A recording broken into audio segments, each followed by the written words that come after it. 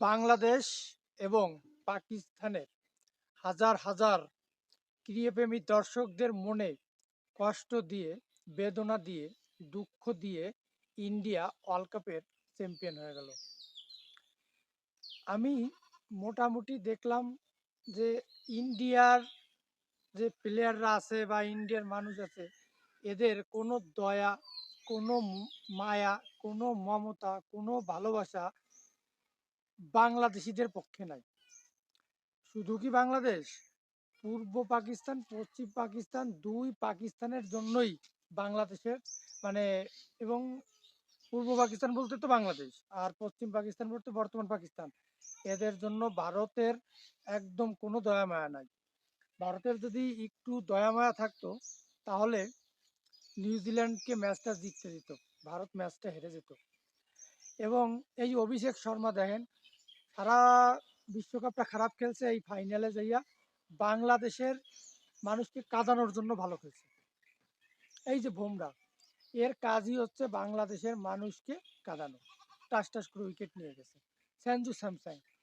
বা জানি না বাংলাদেশের মানুষ তার কি ক্ষতি করছে, সে বাংলাদেশের হাজার হাজার মানুষকে কান্দাইছে। দেখেন, ঈদের আগেই একটা ঈদ হইতো যদি কালকে ভারত ম্যাচটা হারতো। নিউজিল্যান্ড জিতলো, ইংল্যান্ড জিতলো, সাউথ আফ্রিকা জিতলো, কে জিতলো এটা কিন্তু আমরা দেখতাম না। আমরা দেখতাম ভারত কি হারছে কিনা। ভারত হারলেই আমরা ঢাকার রাজপথে হাজার হাজার মানুষ নেমে যেতাম। আমাদের কলা মামুনির মতো আরও কিছু মামুনিকে আমরা অ্যাড করতাম। তারা লুঙ্গি ড্যান্সের তালে তালে ঢাকার রাজপথ কাঁপাইতো, ড্যান্স করতো, মিছিল দিত, দিল্লি না ঢাকা, ঢাকা ঢাকা। কিন্তু আমাদের সব আশায় গুড়ে বালি দিয়া, আমাদের হাজার হাজার যুবক যুবতীর, বৃদ্ধ কিশোর কিশোরীর মনে কষ্ট দিয়া ভারত চ্যাম্পিয়ন হয়ে গেছে। আমাদের কান্না করার জায়গা নাই। আমরা ফেসবুক ইউটিউব ছেড়ে দিয়ে এখন গর্তের ভিতর ঢুকে আছি। এখান থেকে কখন বেরোইতে পারবো আমরা জানি না।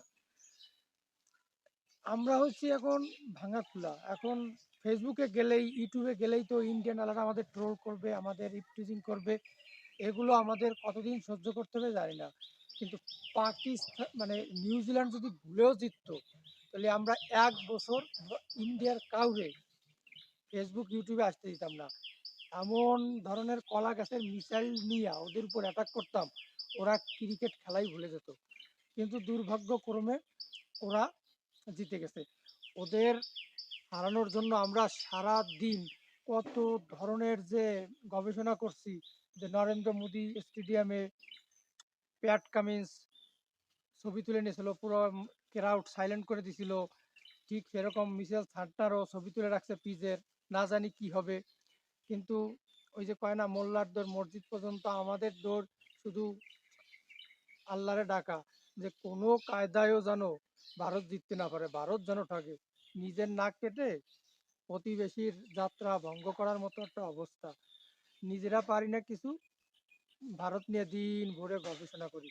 আর সব থেকে বড় ব্যাপার হচ্ছে, এখনো ফেসবুকে দেখলাম না আইসিসি চোর, ভারত 15 জন নিয়ে খেলে, এই ধরনের কোনো কথা এখন পর্যন্ত বললাম না। ওরা কি ফেসবুকে আম্পায়ারের কোনো ভুল কল হয় নাই, বা কোনো ধরনের কুলু কি খুঁজে পাই নাই, না কি আমি জানি না।